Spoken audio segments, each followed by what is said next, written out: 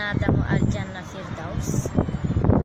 Bismillahirrahmanirrahim. Thumma salatu wassalam ala rasulillah. Amma ba'da, assalamu alaikum wa rahmatullah. Musidɓe julɓe, hara on nani ko Fatima landi en kon hande ko hinɗum wonata sabu Allahu lan ɗon nadde goɗɗo jannatul firdaus. Hara mi on komi andi ko piiji jeenayi jeetatiji ɗin hino ka fuɗɗode suratul mu'minun. Kono aɗo en lintude ɗi piiji ɗo taw hara yewten ko hinɗum woni aljanna, nde wonno buynani aljanna kono ɓe anda ko hinɗum woni aljanna.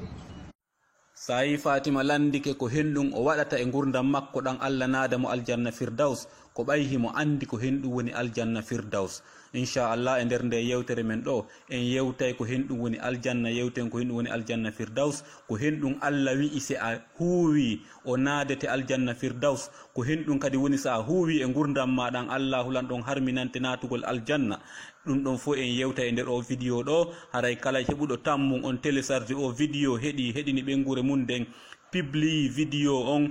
e jonnani amiɓe mum ɓen fof kadi on ɗon kadi en torki Allah subhanahu wa taala yo Allahu lanɗo on naadumo aljanna firdaus nde wonno o woni, saabu kanko kadi yimɓe buynati aljanna. En torki Allah naadu en aljanna. Ara yewtugol fi aljannaji ɗi hiɗen fuɗɗora o hadis mo Abu Hurayra filli ɗo wonde nelaɗo maaki: inna Allah khalaqa rahmata yawma khalaqaha mi'ata rahma. Allah subhanahu wa ta'ala o tagi yurmende makko nde nyande o taguno yurmende makko nden ko yurmendeji temedere o tagi. Fa amsaka indahu 99 rahma. O jogi ka makko ton yurmendeji 99. Wa arsala fi khalqihi kullihim rahmatan wahida. O jonnani tageefo makko ngon fowno fotata fodde yurmende makko wotere ko ɗum woni ɗan ndiyam, wano jomiraɓe gande ɓen holliri noon. Allah subhanahu wa ta'ala himo daale aywal qur'an go: wa ja'alna al ma'a kulla shay'in hayy. Kala ko yiiɗa ka adna ɗo ko ndiyan ɗan ɗum ɗon wuuri. Ndiyan ɗan noon ɗan anduɗa e yurmendeji Allah temedere, ko yurmende makko ko ɗum woni nemaji Allah temedere, ko nema ɓurɗo fanɗude on ko on ɗon Allah ƴetti o jonnani en ka adna ga, ko on ɗon yoni en woni en yonde ila ka adna on fuɗɗi ha ka haaɗi. Ka aljanna to ɗan ndiyan ko ɗan woni ɓurɗan fanɗude nemaji ɗin fof, nde wonno ka aljanna a tunata sakko wuppa, a tunata sakko lotoɗa, a ɗonɗetake. Donc ndiyan ɗan ka aljanna ko kanjam ɓuri fanɗude nema. Joni noon wattane yiili musidɓe julɓe, nemaji temedere ɗi Allah subhanahu wa ta'ala on tagi o moɓidiri ɗi, ka o moɓidiri ɗi ɗon ko ɗon wiyete aljanna, ko ɗon wonɗo wo wonɗo duwa ɗaɓɓirde wurde mayde kala condition ko landaɗa e gurdam maɗan ko honno gerdata heɓa aljanna, ko ɗon duwaɗa rewde fiya heɓo aljanna ɗo. ɓay e jaka en andi gonga on ko ton nemaji ɗin woni, nemaji ɗi anduɗa ɗi temedere timmuɗi, ko ɗon ɗi moɓidira. Ko ɗon Allah subhanahu wa ta'ala o wi'i ko ɗon o timmini nemaji makko ɗin, ko ɗon o timminanta jiyaɓe makko ɓen kala ko ɓe faala, kala ko miijiɗa, kala ko faalaɗa no faaliraɗa noon ko non yirata ka aljannaji, a heɓata ton hay hunde ko mettete musidɓe julɓe. Haray o aljanna ɗo e jaka ɗum ɗo hiɗen duwa ɗaɓɓirde ɗum ɗo wurde mayde. Nde wonno ɗaɓɓugol aljanna on kam perdi ala, ko waɗi noon a dattoto daranoɗa ɗaɓɓugol aljanna tun Allah yiɗe o waɗe jaatigi makko. Seede mum daringal ayewal ɗo ka Allah subhanahu wa ta'ala o daali: nahnu awliya'ukum fil hayati dunya wa fil akhirah walakum fiha ma tashtahi anfusukum walakum fiha ma tad'un. Dattiɓe daraniɓen ɗaɓɓugol aljanna, Allah subhanahu wa ta'ala on wi'i ko min woni giɗo maɓɓe on aduna e lahara. Ka lahara to non hino wodani ɓe kala ko ɓe yeli. Ɗum ɗo noon no feƴƴi haqqil neɗɗo, wonde goɗɗo no heɓa kala ko yeli. Allah wi ko noon woni ka aljanna hino wodani kala natuɗo aljanna kala ko o yeli, haray kono o yelori noon o tawrata. Kala ko o noddi kadi no o noddiri noon, wonde kala ko nodduɗa, kala ko wiɗa milan faala ɗum ɗum ɗo yo aru, taw hara kono noddirɗa noon, kono faaleɗa noon, ko noon tawrata. Ɗum heɓi kewo ka aljanna musidɓe julɓe. Haray ɓeyden wakkila ɗaɓɓugol o aljanna. Wano darengal ayewal ɗo Allah subhanahu wa ta'ala o daali: lahum ma yasha'una fiha wa ladayna mazida. Allah subhanahu wa ta'ala on ka aljannajo okkay natuɓe aljanna ɓen kala ko ɓe faala, o okkoraɓe kadi tonin ko ɓe faala ɓen. Ko Allah tun wawi yewtirde ni. Ɗum ɗo no holli en ɗi konguɗi ko konguɗi Allah ni, na konguɗi neɗɗo. Nde wonno siko neɗɗo hiɗen andi goɗɗo wawa heɓude faaleji mum ɗin fof, wona noon haala fi o heɓa ɓuri ko faala kon. Allah subhanahu wa ta'ala noon kanko o wi himo wawi okkude neɗɗo on kala ko o faala kon, o okka o tigi tonin ko o miijino. wano daringal ayewal do Allah subhanahu wa ta'ala o wi'ane an e ɓengure ma nden udkhulul jannata antum wa azwajukum tuhbarun naate non ka aljannaji onon e ɓengureji mon ɗin waɗon fettiji musidɓe julɓe fettiji labaɗin ka aljannaji woni woɗɗo ɗen fettiji adna ɗin ko fettiji sheytan fettiji woɗɗinayɗi neɗɗo on yurmede Allah subhanahu wa ta'ala ɗaɓɓen aljanna ko ton fettiji Allah ɗin kañum woni fettiji labaɗi tawatara ko Allah subhanahu wa ta'ala on organise ko ɓuuri e labede e fett wa yatufu alayhim wildanum mukhalladun Allah on daali o taganayɓe sukaɓe ko ɗum woni golloɓe ko ɗum woni boydiɓe ko ɗum woni wondotoɓe dankotoɓe on ɓen ka nder aljanna ɓen ɓe wonay tagaɓe jannaɓe spécialement faaleji mon ɗin kala ko faalaɗa kala ko nelɗamo kono nelirɗamo ɗon kala ñametemo innuɗa yo addane ko embere ko faalaɗa kon ko ɗum addata hay hunde fawata hay hunde mankata ɓen noon Allah on daali idha ra'aytahum hasibtahum lu'lu'an mansura si a yii ɓe mbaadi tagudi maɓɓe nin no Allah tagiri maɓɓe noon a sikkay woni ko jamarde tagirande kanŋe ɗon andi sifa mum no ko adna ɗo jamanje ɗen ko adna ɗo fof ko jamanje marɗe couleur kanŋe ɗen ɓuuri labede Allah subhanahu wa ta'ala o daali ɓen golloɓe ɓen boydiɓe mon ɗon si on yiiɓe haray ngari maɓɓe kin tagudi maɓɓe ndin sa yii a taway hino wa'i wasi tawi hara ko jamanje tagiraɗe kanŋe musidɓe julɓe ɗum ɗo noon ko boydijo mo Allahu lanɗon waɗanma on ka nder aljannaji hara yeeto lanko honno an wa'uɗa walla ɓenguma walla ko nandite muɗum ɓeɗo noon kadi tawa hara ko tagaɓe spécialement gandal maɓɓe ngal diplomaɓe fi andugol ko hen ɗum faalaɗa ko honno faaliraɗa no faalaɗa ko koye ngal ayewal ɗo Allah on sifi tigi tigi fi neɗɗo aljanna Allah on daali wa idha ra'ayta thamma ra'ayta na'iman wa mulkan kabira sa yi'imo a yi'aymo tun yi'a batte nema on e makko wondude e laamu mangu wano wireten ɗo enen mi yi'i kaari tun mi yi batte nema on e makko wano si goɗɗo yiwi ɗo Europe ma Amérique a yi'aymo tun anda oɗo ko e nema woni haray ko wano noon Allah subhanahu wa ta'ala on tan yejito ayewal feƴƴugal ngal o wi'i golloɓe ɓe o tagani en ɓen sa yi'iɓe a sikkay ko kanŋe jaman joni noon an noon ko ha honto Allah subhanahu wa ta'ala on labinte o okke kadi laamu wongu ngun ka aljannaji ɓay ton kala ko yiiɗa ko an jeyi ko an kadi laami nelaɗo Allah on ɓe maaki Allah on daali adattu li ibadiya salihin mi hebilani mi préparani werde fi jiyaɓe am moƴƴuɓe ɓen mi waɗi e nden werde ɗon mala aynu ra'at piiji ɗe annduɗa yiitere meeɗa yiide wala usnu sami'at nowru meeɗa nande sifa ɗum wala hatara ala qalbi basar ɓernde neɗɗo meeɗa miijade wonde sifa ɗin nemaji ɗon hino wooda ko ɗum woni aljanna Allah subhanahu wa ta'ala wi o préparani ɗum ɗon o marani ɗum jeya e makko moƴƴuɓe ɓen hara ya andu ɗi aljannaji e jeyaɓe hino waɗi ka Allah wasa wi'i lanɗo ka adna ɗo par exemple lillahi almasalul a'la haray lanɗo fof lanɗo ka adna ɗo himo mari werde nde o préparani hoɓɓe makko ɓen kala nema ɓurɗo mawnude e leydi ndin kala debbo ɓurɗo labede e leydi ndin a taway no mara e nder on hotel ɗon hino habbi hoɓɓe lanɗo on haray noon musidɗo julɗo ko Allah ɓuri moƴƴude préparation wonande jiyaɓe makko moƴƴuɓe e musidɓe julɓe haray kala e meɗen nanɗo sifa ɗum ɗo hino foti darade darde ɓurde mawnude e daragol sabu ha o tawe e hoɓɓe Allah ɓen o yaha nden ñande nde tawata hara kala yahuɗo nden ñande tawi ko koɗo Allah o werna e nden werde ɗon o yejjitay fi kala ko accuno adna wano Allah subhanahu wa ta'ala on yewtiri noon la khawfun alayhim wala hum yahzanun si ɓe yahi ka lahara ɓe nadama aljanna ɓe sunota ko fi kala ko ɓe acci aduna ɓe hulata fi kala ko wonandi wontirani ɓe yeeso ɗum hino wa'i wasi en wi'i wasi kasojo yaltinama sireteɗo hande avion présidentiel on Amérique ara gara ka aéroport ƴettamo ɗo ya tippina Amérique nawra ka maison blanc direct ɓe innamo maison blanc ko anjeyi kala ko woni e nder Amérique e cuuɗi e rewɓe e jawle muɗum e ñameteji kala ko woni toon foppo ko anjeyi hande yetelan on ɗon si wullay fi kuyeru makko kun o accuno kun ka kaso sirete ma kilotu ma dolokum makko kun o yejjutuno kun ka kaso ton haray ko wano ni hara ko reine on Angleterre si o maayi tawi ko gomɗinɗo Allah naadimo aljanna kala jawle ko acce adna on a taway ɗum hino wa'animo wano on kasojo yahuɗo ɗon Amérique okka Amérique e kala ko woni Amérique ko accuno kon ka kaso makko sirete kuyeru makko ma taasi makko kun o yarirayno kun ndiyam wulɗan musidɓe julɓe haray ɗum ɗo hino faamini konguɗe Allah ɗin kanko so yewti neɗɗo on faamay nelaɗon ɓe maaki jangingal ayewal ɗo fala ta'lamu nafsum ma ukhfiya lahu min qurrati ayunin jaza'an bima kanu ya'malun neɗɗo wawa andude ko Allah subhanahu wa ta'ala on préparani mo kon immorde e foti e weli ko enen wi'eten kon ɗum ɗo wonal so na ko joddi golleji moƴƴi ɗi gollayno ɗon ɗin ka aduna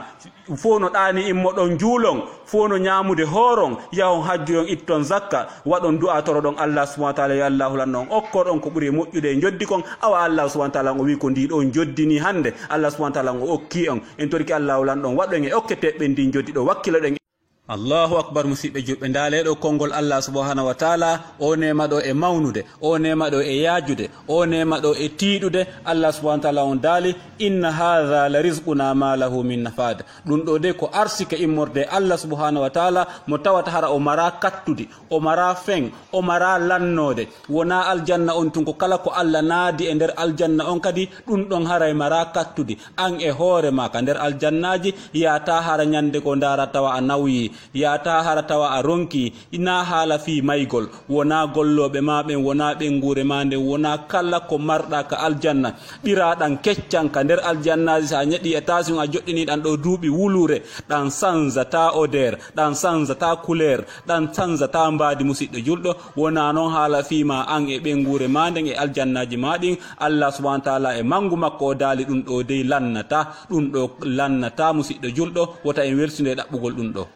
Aray musidɓe julɓe hiɗen artana landal ngal Fatima landi en ngal ko henɗum goɗɗo gollata wona sabu Allah naadude mo aljanna wi'eteɗo firdaus on. Aray ko waɗi si yewtuɗen fi aljannaji ɗin seeɗa ko fiyo yewtere men nden heɓu juɓɓudi nde wonno Allah subhanahu wa ta'ala hino daali fadhakkir fa inna dhikra tanfa'ul mu'minin andintin gongol nafay gomɗinɓe ɓen wano beru ko andintinɗen ɗo fi aljannaji ɗin hawnaki nafay woɓɓe ɗum ɗo ɓeyday ɓe faminde ko henɗum woni aljanna sa andi ko woni aljanna a anday noon ko henɗum woni jannatul firdaus. Hare musidɓe julɓe wattane yiili Fatima hino mo ɗo wonali si wona ko jiyonkun duuɓi 10 o ɗo woni hande o himmira si wona yo Allah naadumo jannatul firdaus ko henɗum non wiiɗa an mo duuɓi 50 hande sa heɓi ka gollata heɓa 1000 € par mois a daway ñande wo ñande a mankata Allah kañum hino ƴettuma golle ka gollata ñande wotere hadis selluɗo nelaɗon maaki rakata fajri khairum min ad-dunya wa ma fiha joddindi Allah yoɓata ndin giyaɗo makko si o juuli rakatal fajri ko ɗum woni darɗe ɗiɗi ɗe juulata ɗen ado a julde subaka joddindi Allah yoɓete ɗon ndi hino ɓuri aduna on e kala ko woni e makko Allah kanko mo ƴettuma golle o wisa golli ɗum ɗo o yoɓete ɓuri ko woni kon banque central a hoolaki si tawno harayɗa hooli ɗum hoolande gongare a wakkilota ko dawangol dollar e euro welsindoɗa dawangol lahara ma on ko ɓuri hewde e meɗen ɗo hande si innama yo daw hande ɓe okkay mo 1000 $ ma 1000 € nde ñande o ɗanta ko jemma on fo ko ɗon ka dambugal ɓen ɗon o walata hara noon Allah kañum hino wi'uma ya daw juulugol subaka o okkete ko ɓuri adna on e kala ko woni e makko e a hoolaki ɗum si tawnoɗa hooli ɗum hoore gonga kala ka wonɗa e adna on a tefay kala ka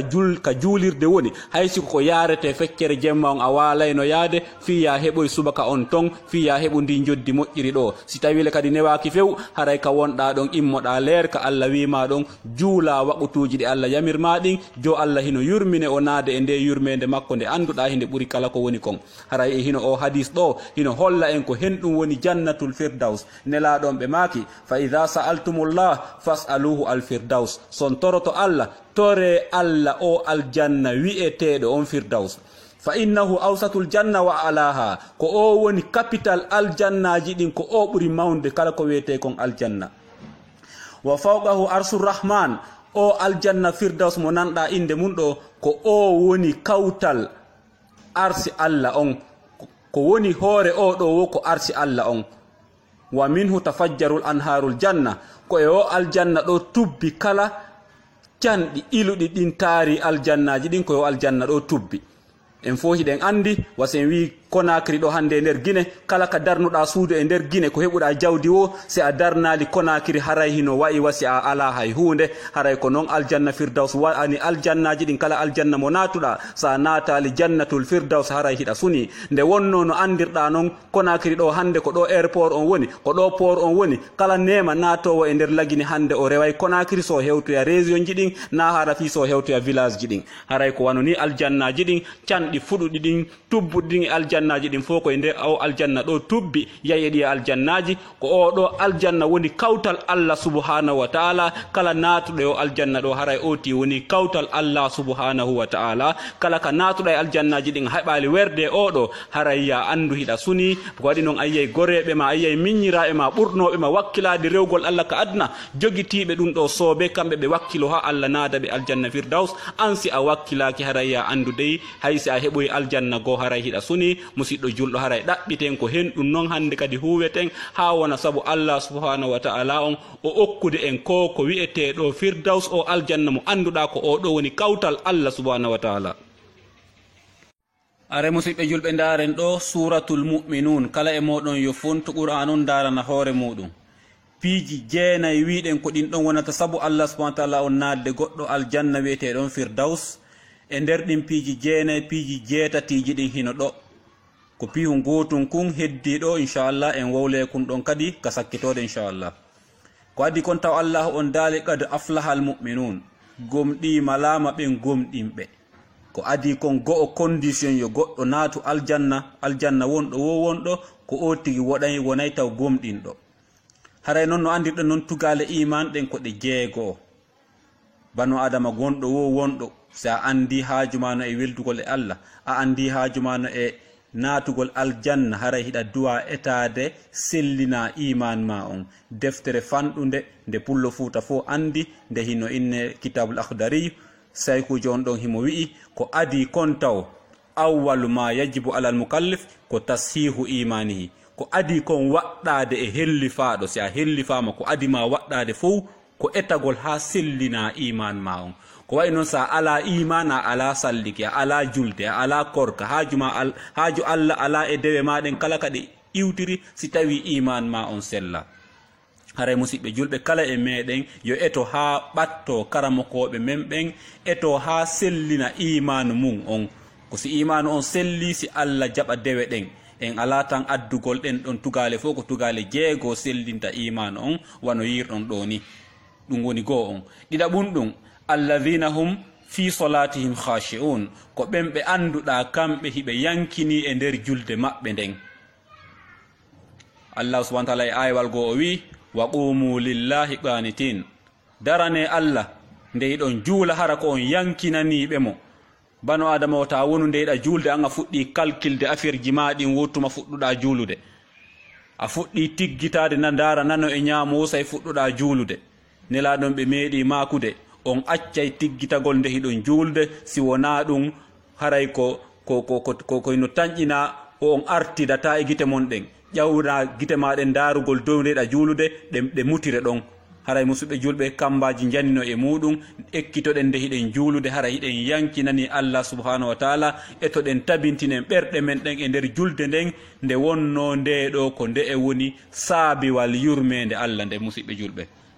ko ɗum woni ɗiɗaɓum ɗum. tataɓum ɗum Allah on daali walladhina hum anil lahwi mu'ridun ko ɓen ɓe anduɗa kamɓe koɓe woɗɗotoɓe boneji ɗin koɓe añuɓe boneji ɗin. e aywal goka suratu nisa Allah subhanahu wa ta'ala on daali in tajitani bul kaba'ira ma tunhawna anhu nukaffiru ankum shay'atikum. banu adama ko tubanta ko bakkatuji tusoki ɗin bakkatuji jani ɗin kanji tububiye alanaɗi ko ya woɗɗo bakkatu jano ko ya accu gollugol mo tubana noon ko feƴƴi kon a wonata hiɗa duumi e gollugol bakkatu on ko a yarowo beere si ɓe acci ɓe innima ya accu yarugol beere a accata e hoore hiɗa inna ɗon yo Allah accane yo Allah accane. ko a zinowo ɓe wajikema ha ɓe ronki ya accu zina a accata hiɗa inna ɗon yo Allah accane yo Allah accane. ko a yahowo karamoko ko a sirkowo ko a bilowo ko a bilɗetoɗo ko a huwo boneji ɗin kala kadi iwtiri sa innama ya accu a accata kono noon hiɗa inna ɗon yo Allah accane. Allah accata bakkatu jano mo accaka ko ya accu taw ha gayna on tuma noon toroɗa Allah yo Allah accane ko feƴƴi kon musidɓe julɓe. hara en torki Allah subhanahu wa ta'ala yo Allahu lan ɗo newnan en wawna en woɗɗitagol bakkatuji jani ɗin o yafano en bakkatuji tusoki ɗin. haray ko ɗum ɗo woni condition tataɓo on. condition nayaɓo on walladhina hum lizakati fa'ilun ko ɓen ɓe anduɗa kamɓe ɓe ittay zakka jawle maɓɓe ɗen none no ittirte non ɓe jonna duwaɓe jonnede ɓen. hara wona hollo wi o ɓen no hollude Allah ƴoyre ɓe o tigi duwa jonnude sadaka ɓen ko ɓen ɗon o ƴettata zakkaji makko ɗin o inna himo jonnude. musidɓe julɓe haray acce Allah subhanahu wa ta'ala kanko holletake ƴoyre himo linti jonneteɓen zakka on ko ɓen ɗon jonnata sa itti a jonniɓe faalaɗaɓen haray ya andu a ittali zakka. walladhina hum li furujihim hafizun e ɓen ɓe anduɗa kamɓe koɓe reenoɓe farjuji maɓɓe ɗin iwde e zina ko ɗum woni ko ɓen woɗɗotoɓe zina. musidɓe julɓe woɗɗoɗen zina ko hunde haɗa e nde goɗɗo natugol aljanna kala aljanna na haala fi jannatul firdaus illa ala azwajihim ɓen ɓe ala haaju e sonnajo si wona sonnaɓe maɓɓe ɓen ɓe Allah subhanahu wa taala daginandi ɓe ɓen. haray walladhina hum li amanatihim wa ahdihim ra'un e ɓen ɓe anduɗa kamɓe tippoɗen leyga seeɗa fiyen yawu ɓe anduɗa kamɓe aadiji maɓɓe ɗin hoolaji maɓɓe ɗin e aadiji maɓɓe ɗin Allah subhanahu wa taala on daali ɓeeɗo koɓe hunnoɓe. musidɓe julɓe renon ɗi aadiji meɗen enen hande no wayi ni wasi génération men on ko halduɗen ko wota en hunnu aadi ko halduɗen wota en tottu hoolare. musidɓe julɓe aayeje ɗen hino ɓangi kala mo tottata hoolare haray yo inno aljanna firdaus on au revoir. kala mo hunnata aadi haray haaju makko ala e aljanna tentini wiyeteɗo jannatul firdaus on. musidɓe julɓe renen ɗe hoolaje meɗen ko ɓuri hewde e meɗen koko hino lolli hande ha hoolare e aadi ɗum ɗon on kanko ko anda haaju meɗen ala e hunnugol ɗum. sa woni le mo hunnata ɗum ɗo haraya andu haaju ma ala e aljanna firdaus. ɗum ɗo ko ayeje Allah subhanahu wa taala ɗe o tippini e meɗen ayeje feeñuɗe hay hunde suuɗake e muɗum ko ɗum ɗo woni piiji jeeɗiɗaɓum ɗum jeego e jeɗɗi on fof ko ka ayewal ɗo ari. Allah subhanahu wa ta'ala on sakkitori wiide walladhina hum ala salawatihim yuhafizun ɓen ɓe anduɗa kamɓe ko ɓe reenoɓe julɗe ɗen. haray musidɓe julɓe wattane yili ko ha honto nde julde teddi ka Allah subhanahu wa ta'ala ɗe ayeje ɗe fuɗɗora julde nden ɗe sakkitora julde nden. musidɓe julɓe ndaare ayewal ɗiɗaɓal ngal dow ga ko fi julde nden sakkitoral ngal ko fi julde nden. aranal ngal to ko fiya tabintin ɓernde ma nde nde hiɗa juulude acca nawrugol ɓernde ma nden ka nawruɗa nde wowi miijoji ma ɗin calcul commerce ma on fof an ko sa naati ka julde si fuɗɗa ɗin calcul ji ɗon hay ko aduna to sa daranike Allah subhanahu wa taala ɗo Allah subhanahu wa taala o wiya reenu waɓutuji ɗin sa daari ka suratul nisa Allah subhanahu wa taala on daali inna salata kanat alal mu'minina kitaban mawquta ande dey ɗe julɗe ɗe waɗɗama e hoore julɓe ɓen ɗe waɗama waɓutuji waƙintinaɗi waɓutuji programmaɗi waɓutuji waɗanaɗi leer wona leer faalaɗa nden juulata ko leer nde Allah wi nden ya juulu ko nde on leer ɗon juulata. subaka on ko Allah wi ya juulu ɗon a waɗay réveil ma on alhamdulillah hande ɗe mari réveil ma on sona leer ka wi'a ɗon immoɗa salligoɗa yaha ka juulirde juula si tawi hiɗa wawi yaade juulirde sellata juula antum sa wata yaade ka juule immoɗa leer juulata nden juula sa juuli leerji ɗi falɗa ɗin haray Allah. musidɗo julɗo hara noon ko gonga ko a gomɗinɗo haray ɗa gomɗiniri lahara on wano gomɗinirɗa o adna ɗo. par exemple si innanoma ɗo sa juuli fana a yoɓete $1000 nden ñanda hawjayyo fana heewu so tawi ko a yeeyo magasin ma bitiki a ferma e 11h a yahay salligoɗa laabi sappo ma noga fiyo moƴƴu daroɗa ɓura potowal fewude ko way noon hiɗa andi sa salmini a yendoto $1000 joni watta ka jiifa ma ko henɗum noon haɗuma hoolagol taguɗoma on ɗon kanko ko wi sa timmini a moƴƴini julde nden o yoɓete ko ɓuri moƴƴude ko woni kon aduna on fof wona haala fi banque mondial ma haala banque central. musidɗo julɗo ko adi holɗa ɗum ɗon ndaari o hadis ɗo nelaɗon ɓe meeɗama landede golleji ɗin ko aduna ɗo fof ko golle honde Allah ɓuuri yiɗude nelaɗon ɓe maki as-salat ala waqtiha ko juulugol waɓuto on fewndo Allah yamirma nde ya juulu wano ndaari o hadis ɗo nelaɗon ɓe maki awwalu ma yuhasabu bihil abdu yawmal qiyama as-salat ko jiyaɗon adete ñaawede fimu ñande dargal ko nde julde nde rentuɗon fa in saluha lahu sa'iru amalihi si tawi julde nde moƴƴirimo haray golleji makko heddiɗɗi fof moƴƴi ko on tuma noon korka ndaarete hajju ndaare golleji kala ko huwuɗa tokkere enɗan noon ndaare ɓe maki kadi wa in fasulat sahiru amalihi si tawile kadi julde nden bonirimo haray yo andu golleji heddiɗin fof boni ko waɗi noon ko si tawi ndaarama si ande no moƴƴima si no boni hay hunde hande kadi ndaareta ka julde nden boni wo golleji heddiɗɗi fof hawtete julde nden hayke oti naade yiite jahannama musidɓe julɓe renen nde julde ko nde julde woni yurmede Allah nden aduna e lahara ndarengal ayewal ɗo Allah subhanahu wa ta'ala mo daali wa'mur ahlaka bis salat wastabir alayha la nas'aluka rizqan nahnu narzuquk ngal ayewal goɗɗum no suuɗi ton gundo Allah daali yamir hoore ma e ɓengure ma nden yo on juulu wota occupe tun e arsike na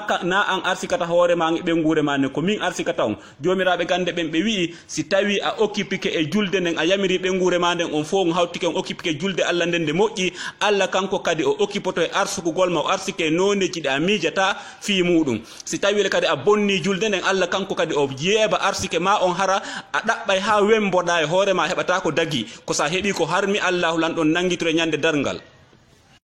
ko adi kon taw ko duwaɗen faamude ko nde julde woni barasi on hakkunde wonugol julɗo e wonugol keefeero woɓɓe no sikka si tawi kañum jibinama ko Mamadou ma ko Isa ma ko ɗum e ɗum wi'ete kañum ko imamu ko ɓiɗɗo imamu ko ɓiɗɗo ceerno kaari kañum haray woni julɗo hande kadi lanni subhanallah nelaɗo ndaro hadis ɗo ɓe maaki inna bayna rajulin wa bayna shirk wal kufri tarka salat ko woni baras on hakkunde wonugol julɗo e wonugol keefeero sirkowo ko accugol julde nden si a juuli a etike a andi ko honno juulirte a juuliri no juulirte no a yamiri ɓengure ma nden on juuliri no juulirte no haray ko on julɓe si on woni ɓe juulata on woni heeferɓe so on woni kan yeeboɓe julɓe haray ndar ɗo ko woni bone yeebugol julde nden a taway ko ɗum ɗon ɓuri bonde keeferangu nela Allah subahana taala o daale ayewal fa waylul lil musallin alladhina hum an salatihim sahun bone woodani ɓe juuloɓe ɓen ɓe annduɗa e julde maɓɓe nden ko ɓe welsindiɓe ko ɗum woni juula wonde acca wonde wama ɗum nde no juula wona no juulirte noon juulirta koyo ñembin tefata ɗaɓɓata ka janngoya anda ko honno juulirte sa ndaari a tawa ko ɓeɗo ɓuri bonde werde ka Allah e di heefer ɓen sa ndaari ka suratul nisa to ayewal go Allah on daali innal munafiqina fi darikil asfali minan nar ɓeɗo juuloɓe no faalira noon nano Allah wiiri noon ko ɓe woni naafiqiɓe noon woni taka ley koose jahannama aɗa musidɓe julɓe nde julde ɗo ko be tentine moƴƴa fii mayre fii en ɓeydu faamude fii mayre ɓuri ka faamuno ɗen ɗo musidɓe julɓe nde wonno enen tigi en yi ko Allahu lan ɗon tentini kon fii julde nde wano andirɗon noon ɓaawo a wonde julɗo ɓaawo a gomɗinde hay huunde a mara ko waɗata ko welata Allah subhanahu wa taala hewtiti se a rewirimo nde e julde hara kono o yiɗiri o yarli noon ko ɗum woni noone no o rewirte noon e tawa kadi hara ko e waɓutuuji ɗi o yamiri ɗin ya a juulu ko ɗin tanji ɗon juuluɗa e nder gurdam maɗan a mara ko waɗana Allah ko welatamo hewtiti ɗum ɗon ko ɗum waɗi cheytanu ko ɗi e nde julde ɓurata en sakkade ko e nde julde ɓurata en dartade nde wonno himo andi ko ɗum ɗo ɓurata en weldindinde Allah ko ɗum ɗo ɓurata en ɓattinde Allah si ɗum ɗo moƴƴi e adna men on haray adna men on moƴƴi lahara men on moƴƴi si ɗum ɗo kadi boniri en ka adna ɗo haray Allah adna men on boni lahara men on ɓuroyta bonde kadi en toriki Allah subhanahu wa taala yo Allahu lan ɗon dandu e musidɓe julɓe haray reweteɗen fof ande hiɗen wondi e cheytan ko adoto kon tawi gurdam maɗan o sakkotomo wata a janngu ka debi gurdam ma o reweteɗen fof wota a janngu anda ko honno juulirte ko hen ɗum woni farillaji ko hen ɗum woni sunnaji ko hen ɗum e honɗum moƴƴinta julde ma nden si o ronkima ɗon e gurdam ma ko heddi kon o sakkoma wota a juulu fewnu juulete nden si feƴƴi ɗon o sakkoma wota a juulu no juulirte noon ko fewndo juulata nden fewndo daraniɗa julde nden ko fewndo ɗon o bugoto miijoji adna e ma an kadi ko ya a sakko ɗin ɗon tabintina ɓernde ma nden ka julde nde wonno en yii ayewal aranal ngal ɓaawo iman on Allah o lan ɗon ko sappi ko ye en tabintin ɓerɗe men ɗen ka julde ko juuloɓe ɓen hara hiɓe hula Allah e nder julde maɓɓe nden wona hiɓe juula hiɓe miijo kala miijoji façon miijoji ko arata e maɓɓe ɓe fuɗɗi miijaji o sayi ɓe naati e julde musidɓe julɓe haray etoɗen ha ɓerɗe men ɗen tabi e nder julde nden si feƴƴi ɗum ɗon etoɗen waawen juulude waɓutuji ɗi leer Allah subhanahu wa taala on yamiri en nden en juulo nde wonno ko ɗum ɗon moƴƴinta julde nden koye taw hara ko leer mo Allah subhanahu wa taala on yamirma nden ko fewndo on saayi ɗon juulata si a woni welsindotoɗo juula fewndo faala nden wona fewlo Allah subhanahu wa taala on yamirma nde ya juul ya andu Allah subhanahu wa taala on mara haaju e julde ma nde musidɓe julɓe eto ha wawa juulude fewndo Allah yamirma nden etoɗa kadi ha ɓengure ma nden wawa juulude fewndo Allah subhanahu wa taala on yamiri on nden yo on juulu haray a heeɓi go'o e victoire e nder gurdam maɗan wakkilo ɗen moƴƴa musidɓe julɓe wona sukaɓe rewɓe wona sukaɓe worɓe hande enen sukaɓe jomiraɓe ɓengureji ɓen hiɗen wakkili wiide ko say fermuɗen magasin men on wo ma bitiki men on wo ma say gaynɗen golle ɗen wo si yahen noon salligoɗen juulen si a acci ha a gayni yeeyude fewndo waɓutu on dari nden fewndo noddina fana on fewndo say ɗon client ɓe ɓen hino wadde yaha ara ka bitiki ma si a wi'i ko say gaynuɗa yeeyude ɓenɓe wonɗa yeeyude ɗon si juula haray Allah faalaka julde ma nden teddugal ma musidɗo julɗo si waɓutu on heewi yeeto kiliyanɓe ɓen yoɓe habboma ha juula ko ɗum ɗo Allah tagirma Allah subahana wa taala o daali ayawal laaɓugal ka ko an wama halaqtul jinne wal ins illa liya'buduni la uridu minkum min rizqin wala uridu an yut'imuni Allah subahana wa taala o tagiralen enen e jinnaji sina fiyen rewmo o faalaka yen okkormo hay hunde gurdam men ɗan wonale kadi en moƴƴinanmo ko ñaama haray ko kanko fawti wallahu huwa razzaqu zul quwwatil matin Allah subhanahu wa ta'ala kanko fawti tagi fungo fo kanko okkorta en dépense yeeyuɗa ɗon wo a yeeya liwo a heɓay ko wuura ha maya ko enon ko taguɗo ma on woni ko fawti ma musidɗo juɗɗo wota wonu layi fuujo eto ha wawa accutude golleji ma ɗin yaha juuloya taw arta noon continue golleji ma ɗin wonande onon ɓe sonnaɓe kadi tedduɓe bandiraɓe onon kadi no woodi e moɗon buy innoɓe ko ha say mi gayni defude wosi mi juula ko ha say mi gayni defude wo mi looto ko ha say mi gayni wuppude wosi mi juula miɗo jokki ko golle hun ɗo ko ha mi soode ɗum ɗa mi arta noon si mi salligo mi juula si a acci ha a gayni defude si salligoɗa juula Allah faalaka julde ma nden tippin wurere ma nden joɗɗinaka sera ɗa si tawi koko sumata tippin joɗɗinaɗa yaha salligoɗa juula ara noon saggintina wurere ma nden gayntoɗa defude fota waɗu hoorema juunuwil si Allah naadima aljanna ton a defata a tunata sakko wuppa bandirawo eto ha ray musidɓe julɓe ko waɗi si sattinɗen fi julde nden ko en yi'i Allah subahana wa taala ɓaawo iman on ko julde nden o fuɗɗori ko julde nden kadi o sakkitori condition ji wonayɗi saabu goɗɗo heɓude ɗin aljanna tentini wiyeteɗon aljanna firdaus haray ko ɗin ɗon woni condition ji jeetati ɗi Allah subahana wa taala on rewnidiri ɗin ka suratul mu'minun wano yirɗen ni ko oɗo noon hadis woni condition jeenayaɓa on timminayɗo on condition ji jeenay ɗi mi wino on ɗin wonayɗi saabu Allah okkude goɗɗo jannatul firdaus en yiiɗo ibnu qaymi rahimahullah o wi'i wonde si a yi'i neɗɗo hino toro Allah okkan firdaus okkan jannatul firdaus haraya andu Allah subhanahu wa ta'ala hino windani o tigi natugol jannatul firdaus ɓaawo a gollude golleji moƴƴi ɗin fo a wadde ko Allah wima kon fo on tuma noon wona torotoɗo Allah naadan jannatul firdaus mi torike ma Allah naadan jannatul firdaus nelaɗon makki hay goto men golle mo moƴƴe naadata ɗum aljanna sina Allah lan ɗon yurma o tigi naadi o tigi aljanna aray ko ɗiɗo piiji jeenayi heɓuɗen dalil immorde Allah e nelaɗo makko on wonde si a timmini ɗiɗo piiji jeenayi no Allahu lan ɗon yamiriri noon si a maayi a tawoyimo kanko kadi o ƴetti garante o naadete aljanna wiyeteɗo firdaus on ɓay en wowli wonayɗi sabu ɗin natugol aljanna wowlen kadi hay siko seeɗa wonayɗi sabu ɗin goɗɗo nadde yiite ɗen andi Allah subhanahu wa ta'ala e ayawal gohimo dalika qur'an wa man yushrik billahi faqad harrama Allahu alayhi aljanna wa ma'awahu an-nar kala sirkanɗo Allah subhanahu wa ta'ala Allahu lan ɗon harminanimo natugol aljanna ko yiite jahannama woni werde makko nden e jaka en andi no woodi piiji kadi ɗi tawata si goɗɗo huwi ɗin e gurdam makko ko aduna ɗo Allah subhanahu wa ta'ala on harminana e o tigi natugol aljanna haray suɓen ɗin ɗon kadi hay siko seeɗaji majje yimɓe ɓen anda kadi nelaɗon hino lintani en ɗo piiji jeeɗiɗi ɓurɗi bonde ɗin piiji jeeɗiɗi tawata ɗin neɗɗo sa huwiɗi Allah harminante naadugol aljanna Allah tikkana e o tigi o duumina tikkere makko nden e hoore o tigi musidɓe julɓe haray reno ɗen tentiniɗi piiji jeeɗiɗi ɗo ko adi kon taw Allah subhanahu wa ta'ala o nelaɗon ɓe maaki ashirku billah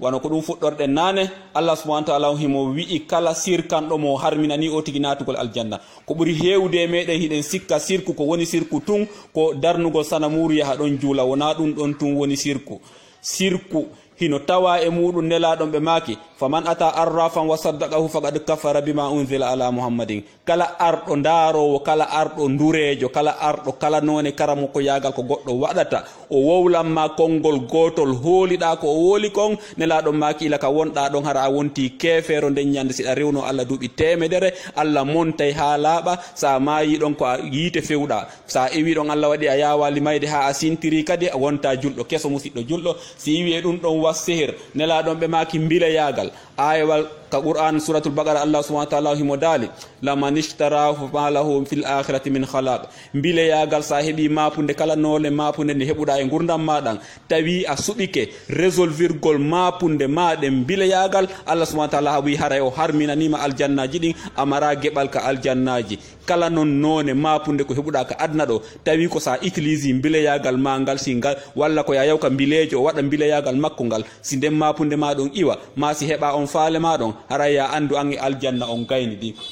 wa qatlu nafs allati harrama Allah illa bil haqq e warugol wonki Allah subhanahu wa ta'ala himo harmini warugol wonki e ayawal go kadi ka suratul nisa Allah subhanahu wa ta'ala dali faman qatala mu'mina muta'ammidan fajazaohu jahannama khalidan fiha wa ghadiba Allah alayhi wa la'anahu wa adda lahu azaban alima kala wardo gomdindo Allah subhanahu wa ta'ala on o harminana mo natugol aljanna o naade mo yite jahannama o lutta ka der yite ton o tikkanimo o tabintina tikkere makko den e makko ha poma musibe julbe haray reno den e waru gongol no tawa e mudum non onon be bandirabe wonbe ƴettude lekkele sabu haɗugol jiidi ƴettugol lekki haɗayki ma jiidi ndin kinɗon hiki harmi ƴettugol jiidi fi hiɗa mari boobo yo jiidi ma ndin tongo ha boobo on mawna seeɗa ɗum ɗon hino dagi kono noon ƴettugol jiidi ndin kupayɗi jiidagol ngol few ɗum ɗon hino harmi aywal go Allah subhanahu wa ta'ala o dali wala taqtulu awladakum min khisyata imlaq nahnu narzuqukum wa iyyahum wota on waru ɓiɓɓe mon ɓen sabu hulugol basal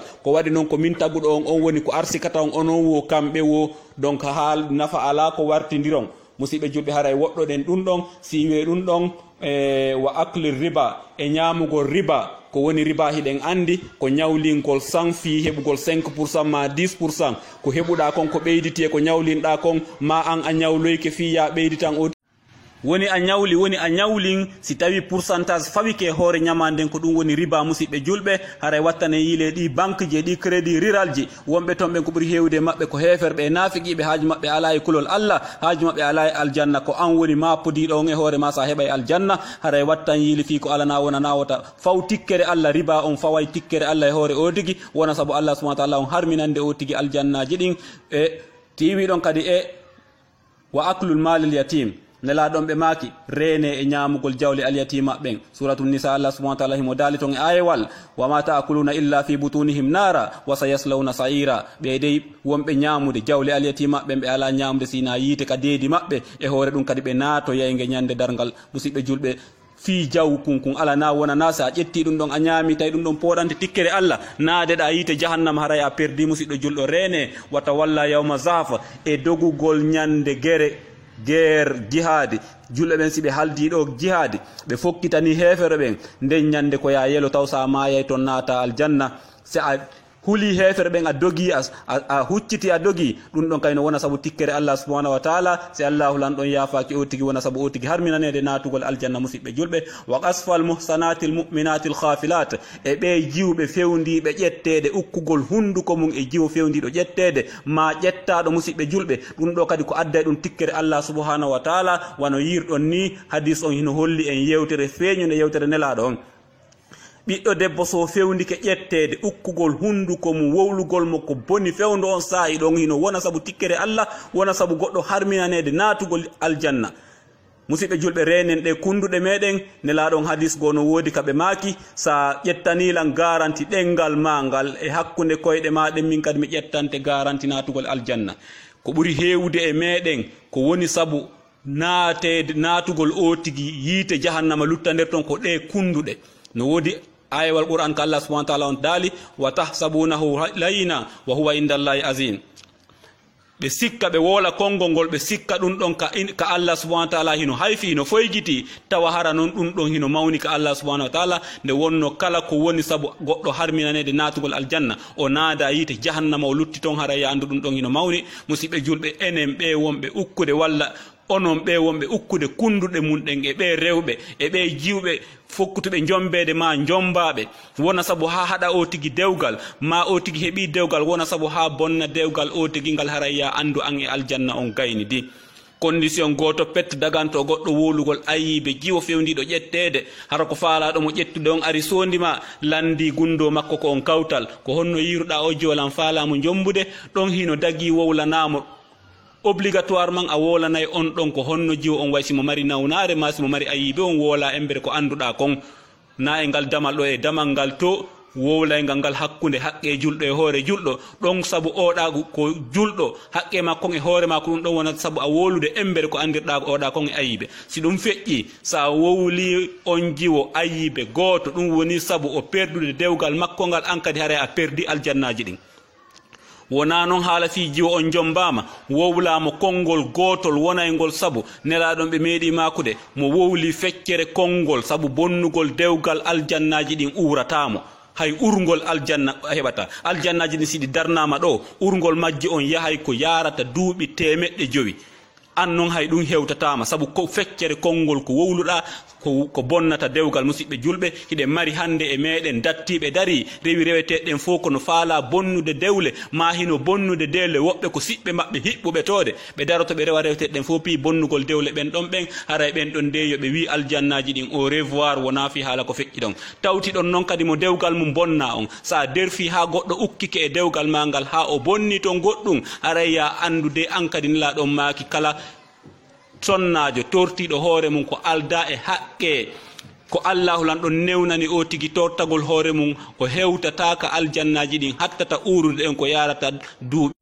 500 wiɗen duuɓi 500 an sonnajo derfuɗo ha dewgal ma ngal boni aljannaji ɗin kadi urata ka hatti ɗon an a ɓattortako ɗon duuɓi 500 andi hiɗa ɓuuri marde probléme walluɓe maɓɓen dewgal ma ngal bonde an e maɓɓe noon on fof on gayndi e aljanna ɗum ɗo noon ko wi'a ko marɓe ɓen haaji e aljanna wonaɓe tawataɓe tefataɓe haajaka kon e ko wiyete kon aljanna nana moƴƴa ndaro hadis ɗo nelaɗon ɓe maaki wa laysa ala al mar'ati ba'da haqqullahi wa rasulihi awjab min haqqi zawjiha ala fawaki sonnajo haqqe wo haqqe tonin haqqe Allah e nelaɗo on hewtiti haqqe moodi makko on sonnajo si tawi ko a jombaɗo haray ko haqqe moodi ma on woni priorité e gurdam maɗan na haqqeji mawɓe maɓe na haala fi goreɓe mama ko nandite muɗum sonnajo buy ko ɗo woni confondude bandiraɓe son renaki haray wonno on woɗɗodiri e aljanna on andali wattane yili moƴƴa golleji monɗin bandiraɓe ndaare wano o hadis wonɗo arde ɗo kadi nelaɗo Allah subhanahu wa ta'ala on ɓe maki iza batatil mar'atu hajiran firasi zawjiha si tawi sonnajo tippike iwi ka danki moodi makko ko alda e dungaye moodi makko hara ko ka danki tun o tippi o waali ka leydi nelaɗon ɓe maaki la'anat hal malaika malaika ɓen ɓe huɗaymo hatta tusbi ha weeta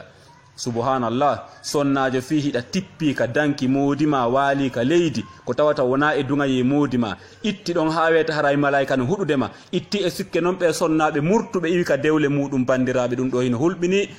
min wonɗo wolde on si on landike lammi contanayi on goreɓe an ko fanɗi o wano nogayo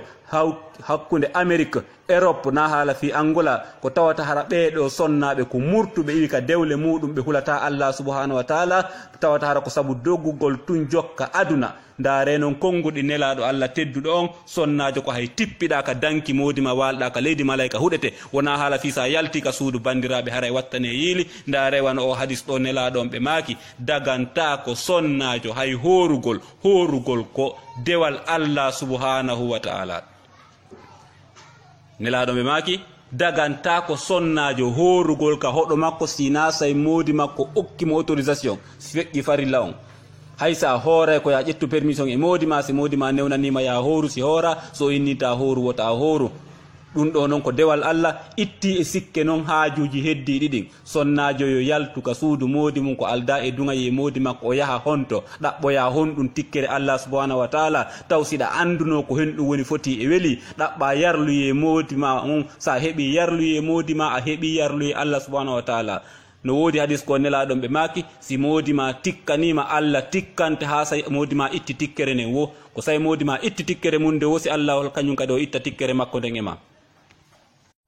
ko waɗi simiɗo tentinde yewtere nden telemma ka dewle ɗo bone ɓurɗo mawde on e mofte men ɗen ko ɗo woni wadde nde wonno dewgal gotal si boni yimɓe ko ɓuri 100 hino wawi natude yite jahannama fi dewgal gotal no boni hawtuɓe ɓen wooli konnguɗi ɗin e kala action ji ko huwa nder ton kamɓe e moɓe bonni dewgal mum on si Allah subhanahu wa ta'ala on yaafakiɓe Allah no wawi ɓe nadde fof yiite sabu ɗum ɗon bandiraɓe musidɓe julɓe haray reno ɗen kunduɗe men ɗen e golleji men ɗin e dewle ɗen nde wonno ko ɗum ɗo ɓuri mawnude joddi ka seytaneji ɗin hiɗen andi jomiraɓe gande ɓen ɓe yewtay kala ko seytaneru bonni ka aduna ɗo ndu heɓata salaire wasi tawi hara ko dewgal ndu bonni ɗum ɗon koko anduɗen koyen waɗu pré hande kadi ndaren dewle ko woni bonde amérique europe kala ka wontire aduna on taw hara ɗum ɗo ko woni bonnude ɗum ɗo seytaneji ɗin ko ɗo ɗi woni ɓurde apiyande en fiyoɗi soñjen enen kadi attaquiren cenɗe ɗen fo téléma meɗen kala ka woniri si tawi a wowlay e dewgal wola ko moƴƴi onon ɓe sonnaɓe ƴettaɓe onon kadi muññoɗon ka dewle moɗon nde wonno sa a murti ka dewgal ma kala ko heɓuɗa haray ko perdi kala ko heɓuɗa haray ko tikkere Allah kala ko juuluɗa horuɗa kala ko rewɗa Allah subhanahu wa ta'ala on o faalaka mi nani ɓengu gorejo an no murti ka dewgal mum wonɗo amérique wo o darnanima o e makko ɓen o hajjinoyɓe waɗaniɓe ɗum e ɗum himo sikka ɗon o gañike bandirawo a perdi ko ɓuuri moƴƴude ko ɓuuri bonde e ko kala ko perdete kon nde wonno siɗa anduno ko woni aljanna a suɓotono aljanna on oliyede konko heɓuɗa ɗon daari o hadis wonɗo yeeso ma ɗo nelaɗo on ɓe maaki inna fil jannata shajaratun yashiru rakibu fi zilliha hino ka nder aljanna leggal hino doga e ley ɗowdi leggal ngal waɗɗiɗo mi'ata ami la yaqtawha duuɓi temedere goɗɗo waɗɗo kala ko o tigi waɗɗi noon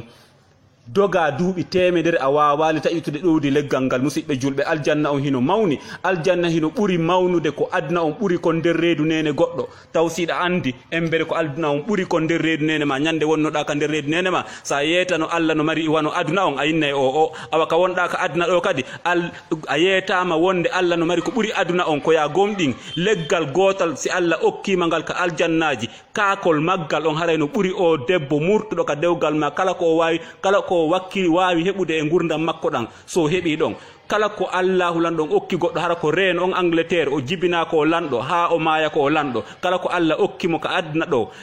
kakol leggal ngal Allah okkete ngal am muññi ɗon ka dewgal ma rewi Allah ha maayi ɗum hino ɓuri ko okki kon reen on angleterre bandiraɓe onon kadi heɓen hakkil kala ko heɓuɗa sa murti ka dewgal ma haray ya andu ɗum ɗon ko perdi wonante nde wonno muññi ɗon ka dewgal mum si Allah okkimo leggal gotal mangohi makko kimma lemune makko kinka aljanna kakol mum ngol hino ɓuri galle maɗen ka aduna ɗo ɗe yanganiɗa ɗe gurdam maɗan fo tawya noon an tikkere Allah subhanahu wa ta'ala naadeɗa yiite jahannama kono yo sonnaɓe tedduɓe wakkile nelaɗon ɓe meeɗi makude ɓe meeɗi yahude yiite jahannama ɓe tawoyi ko onon sonna ɓen ɓuri heewude nder ton haray onon kadi wakkile ko ɓuri heewude e naatoɓe yiite jahannama ɓen hino anda ko sonna ɓen sabu se en wattani yiili hay hakkude men hande wano fiiɗe e dewle ɗe wonɗen wolude dewle wonaɗe bonnede ɗen sen daari en tawa ko ɓuri heewude e dewle wonaɗe bonnede ɗen ko sonna ɓen wonɗe bonnude haray onon ɓe sonnaɓe onon kadi huule Allah reenon kunduɗe mon ɗen nelaɗon on nani ko ɓe maaki kon feccere konngol gootol sabu bonnugol dewgal ɗum no wona sabu ha Allah harminandema natugol aljanna haray ko hombo perdi sonnajo ko an reeno an kadi musidɗo julɗo wakkilo an kadi waɗa ko hunduko ma jantor ko inde Allah hara wona wowlir ko konguɗe ayyibeji yimɓe ha ɗum ɗon wona sabu bonnude dewgal ha ɗum ɗon wona sabu a harminanede aljanna si a harminanama aljanna haray ko an perdi sonnajo an kadi janto inde Allah subhanahu wa ta'ala an o sonnajo tedduɗo an kadi o wakkilo ha tawa hara wona wonɗo wawi bonnude dewgal mangal si tawi ko a sonnajo ƴettaɗo huulo Allah tabitaka dewgal ma muññoɗa anda gurdan adna ɗan ko muññagol ko Allah subhanahu wa ta'ala on woni ko windanta neɗɗo on kala none no o wurirta sa inni a wurirta no Allahu lan ɗon windiranma noon a murtay ka dewgal ma yaha jokka aduna ɗum nafata hay hunde ko ya a muñño ndaruɗo o ko ni go sonnajo yango ranta hoɗo mum gon dewgal mum ngal rewa reweteɗen fof wakkiloɗa nde wonno nde wakkilare nde perdata nde Allah no yoɓa ɗum ɗo ko an Allah subhanahu wa ta'ala on yoɓata wakkiloɗa woni ko sattede woni ko nawnare ko ari wo muññoɗa nde Allahu lan ɗon yurma o itti wo iway hay goto wawata ittude sa wi a muññota ko ɗum ɗon a yahay sa yahi ka yawɗa ton Allah no wawi hawroya e sattede ɓurde nde sattede nde doguɗa ɗon haray bandiraɓe woni ko a ƴettaɗo woni wona a ƴettaɗo wakkilo muññoɗa lorraji ɗin kala kadi iwri hefere ɓen ko lorrete ko muññoɗa si tawi wona a ƴettaɗo reena hoorema rewa Allah subhanahu wa ta'ala ti a mayino tañƴina e yurmede Allah subhanahu wa ta'ala Allahu lan ɗon naade aljanna firdaus wota en yejjitu nde yewtere men ɗo fof ko piihun jeeɗiɗaɓum ko nelaɗo en yamiri en kunji en woɗɗito wonde ɗum ɗon ko jeeya ɗum e bakkatuji jeeɗiɗi ɓurɗi mawnude ɗin ka aduna ɗo ko tawata kon hara sa huwi Allah subhanahu wa ta'ala on tikkana e o tigi tabintina o tigi e tikkere makko harminana o tigi natugol aljanna naada o tigi yiite jahannama ko ɗum woni qasfal muhsanatil mu'minatil khafilat ukkugol hunduko mum e jiwɓe fewndiɓe ƴettede ɓen woni ko ƴettaɗo woni wona ƴettaɗo, woni a haɗimo dewgal woni a woni saabu dewgal makko boni. Nde yewtere men ɗo fof ko ɗum ɗo musidɓe julɓe haray reeno ɗen hino tawa e o hadis ɗo, hadis tedduɗo daremo moƴƴa musidɓe julɓe. Nelaɗon ɓe meeɗama landede ko hen ɗum goɗɗo waɗata ko tawata hara ko ɗum ɗon ɓuratamo naadude aljanna. Nelaɗon ɓe maaki ko hulugol Allah e moƴƴugol jikku, attaqwa wa husnul khulq. Ayi ɓe maaki ko hulugol Allah subhanahu wa ta'ala e moƴƴugol jikku ko ɗum ɗo waɗata e gurdam maɗan tawata hara ko ɓurata kon newinande ma naatugol aljanna. Ɓe landa kadi ko hen ɗum ɓurata naadude goɗɗo yiite e gurdam makko ɗan. Nelaɗon ɓe maaki ko hunduko kon e awra on, alfamu wal farju. Ɓe maaki kunduɗe yimɓe ɓen e awraji yimɓe ɓen ko ɗum ɗo ɓurata naadude yimɓe ɓen yiite jahannama. Musidɓe julɓe haray reenen kunduɗe men ɗen nde yewtere ɗo fof ko sabu ɗe kunduɗe bandiraɓe, sabu ɗe kunduɗe wonɗe waddidirde yimɓe ɓen jiiɓa hakkundeji yimɓe. No woodi ayawal gooka Allah subhanahu wa ta'ala o daali wota on jentoɓe fenoɓe sottinoɓe konngudi sabu ha bono ɗon e yimɓe ɓe tawata ɓe sifora konko won ɗon nande. Haray musidɓe julɓe reeno ɗen woni moƴƴuɓe jikku huloɓe Allah. En andi ko hunduko kon kadi e awraji ɗin ɓurata naatde yimɓe ɓen yiite eto ɗen ha reeno ɗen e ɗiɗo kadi wano andirɗen noon e konngol nelaɗo on goɓe maaki reenu hunduko makon e awra ma on min kadi ƴettane garanti naatugol aljanna. Ɗi bakkatuji jani noon kodi 70 kala faalaɗo yiide ɗi fo majji yo lando fi deftere innete nden alkaba'ir. Ko ɗiɗo woni bakkatuji ɗi annduɗa ɗin ñande dargal kala nangiɗa ɗo e goto e majji ko jahannama o tigi fewi direct. Haray musidɓe julɓe hiɗen duwa andude ɗiɗo ɗi fo majji ko ɗiɗo nelaɗon ƴetti 7 e majji ɓe yeeti en ko ɗin woni ko ɓe fuɗɗori kon sirku. O sirku ɗo musidɗo julɗo ko jasuɗa wo eto e gurdam maɗan anda ko woni sirku. Nde wonno buy e meɗen si innama sirku ɓe naɓe oustage ɓe ko woni wo ko sirku. Hara noon nelaɗon hino maaki ndaari o hadis ɗo ɓe maaki sirku hino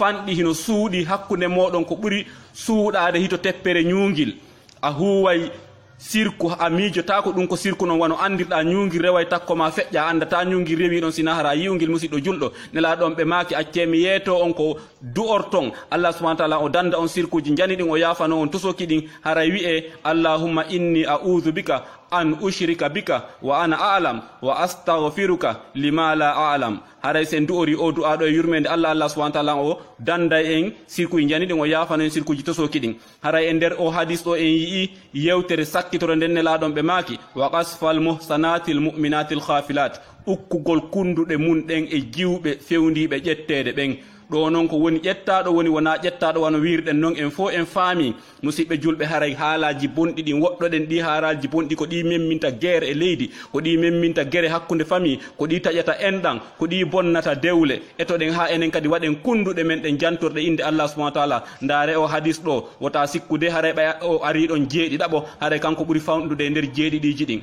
ɗo e nder haddi nelaɗon ɓe maaki on accay mi yeeto on bakkatuji tati ɓurɗi mawde ɗin sabaɓen inni nam ya rasulullah ɓe maaki ashirku billahi sirkangol Allah wa uquful walidain e yennugol mawɓe mun ɗen. hari ɓe tugini ɓe ɓanti ɓe jooɗi taw ɓe maaki ala wa qawlu zur, ɓe filliti qawlu zur on haala bonka woɗɗe haalaji bonɗi ɗin ha sahabaɓen inni en ba bone wodani.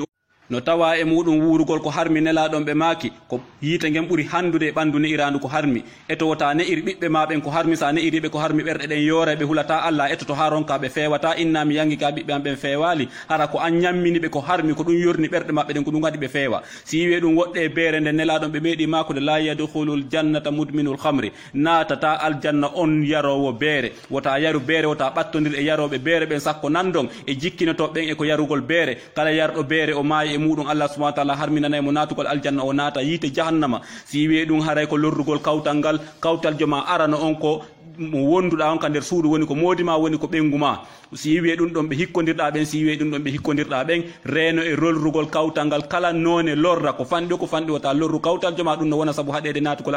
aljanna on do kan. andu aljanna on do kañum ala haaju e maɗa musidɗo. an o sonnajo wonɗo lorrude moodi mum, lorra sina mum, lorra kawte mum ɗen kala mo wadduɗa e makko ko subhanallah o wiyata bandirawo ko on to an fewɗa a anda a mayay wattan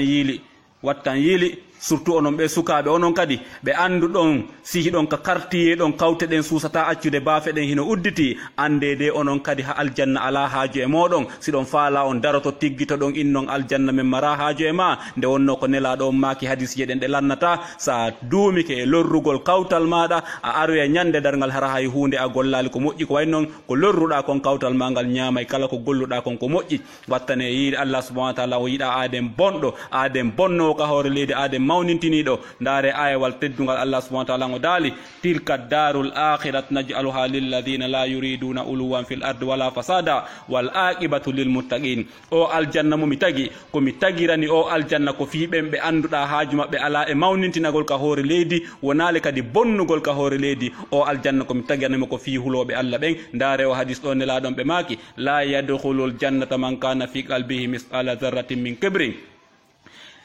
naatata aljanna kala mo tawa ka ɓernde muɗum ko fotata e misqala zarratin mawnintinare hadis goɓe maaki mawnintinare ko wanare Allah kala mo Allah poɗoniri nden wanare ɗon o naada e mo yite jahannama ɓe wi noon wona dey yiɗugol otowil janil coñci labaɗi dolokkaji moƴƴi wona ɗum woni mawnintinare Allah ko labaɗo himo hiɗi ko laba ko woni mawnintinare ko salagol goonga e yawitagol yimɓe ɓen wattane yili musidɓe julɓe ko ɗum enen woni jikkuji men ko ɓuri hewde kon ndaare hadis on hino waali e kene ɓe maaki ko batrul haqqe wa hamtun nas kala ko wiɗa o tigi kala ko wajiɗa o tigi saloto o tigi inna ɓe no ɗuuɗi haala ɓe ustaji ɓe no fiddi andu ko a mawnintiniɗo ma ɗum so yawagol mo yiɗa o an hiɗa yawi moodi ma hiɗa yawi sina ma hiɗa yawi waajotoɓɓen ko honɗum an wonɗa kono yo sukaɓe rewɓe e worɓe ka nder dina islam min o milan wasiyo on hulugol Allah subhanahu wa ta'ala nde wonno en womin laaɓani en hande e jaka ko kulol Allah woni saabije moƴƴireji ɗin fof ka adna ɗo ko ɗum kadi woni saabije ɗen ka aljannaji wano Allah subhanahu wa ta'ala o dalir noon e aywal goo sabiqu ila maghfiratin min rabbikum wa janna adodire e ɗaɓɓugol yaafede ka joomi moɗon e natugol aljanna ko ɗum ɗo Allah yamiri en yen folotir ɗaɓɓugol wona ko ɓuri hewde men ko folotirta kon hande ɗaɓɓugol yite jahannama ko ɗum woni folotirgol jatagol folotirgol yahugol gami folotirgol santinirgol piiji bonɗi musidɓe julɓe haray woɗɗoɗen ɗum ɗo Allah subhanahu wa ta'ala mo daale ayewal goo ulaika kal an ami bal hum adal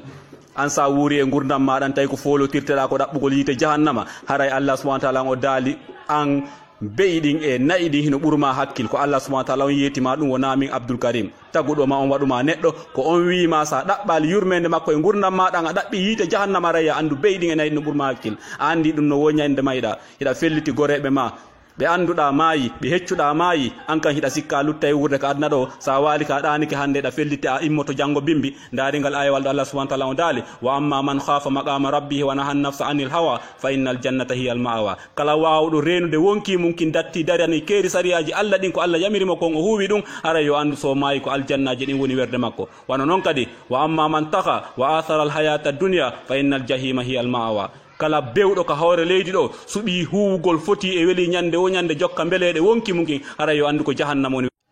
e to musidɗo an kadi wota tawe e ɓen ɓe anduɗa Allah no wi'i nayi ɗin e be'i ɗin hino ɓuri ɓe hakkil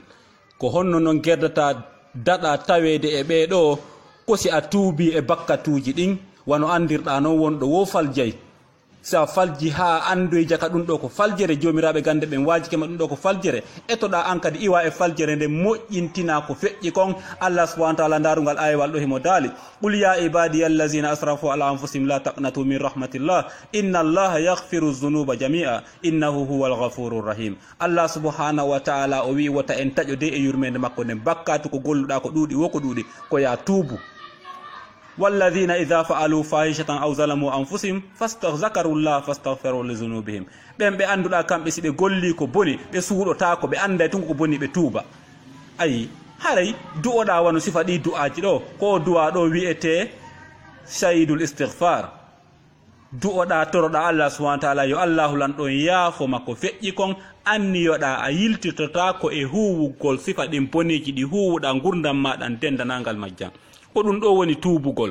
tuubugol ko ɗiɗi tuuba ka Allah ko bonnuɗama kon kanko Allah etoɗa kadi tuuba hakkunde ma e tagefo ngon ɓe toñunoɗa ɓen etoɗa no jonnitira ɓen ɗon kadi haqqeji maɓɓe ɗin musidɓe julɓe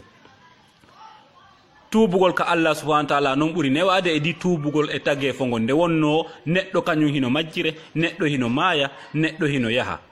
Allah subhanahu wa ta'ala kanko mo duumi wondude e maada tuma kala faalɗa yiidude e makko a yiida e makko tuma kala faalɗa torade mo tuma kala faalɗa yeetade mo kala ko faalɗa wolde Allah subhanahu wa ta'ala himo takko ma o nanay donc tuubugol ka on ɗon Allah subhanahu wa ta'ala on kanko de ko jaɓɓowo tuubu biye himo fonti juuɗe makko ɗen jemma himo fonti juuɗe makko ɗen ñalorma wonande kala tuubuɗo faalaɗo ruttade iwde e ko bonnuno kon e nder gurdam munna musidɓe julɓe haray eto ɗen bakkatuji feƴƴuɗi ɗin tuube maapoɗen no Allah yaafora en ɗum ɗon ɗaɓɓen ka tawoyenmo ko ɗum ɗon haray woni ko moƴƴanma an jiyaɗo on nde wonno hay goto e meɗen mara garanti wurugol 24 heures ka wonɗa heɗade ɗon nde yewtere ɗo hiɗa felliti a ala garanti wonde janggo wano ni tawete ko hen ɗum noon wonma tonginde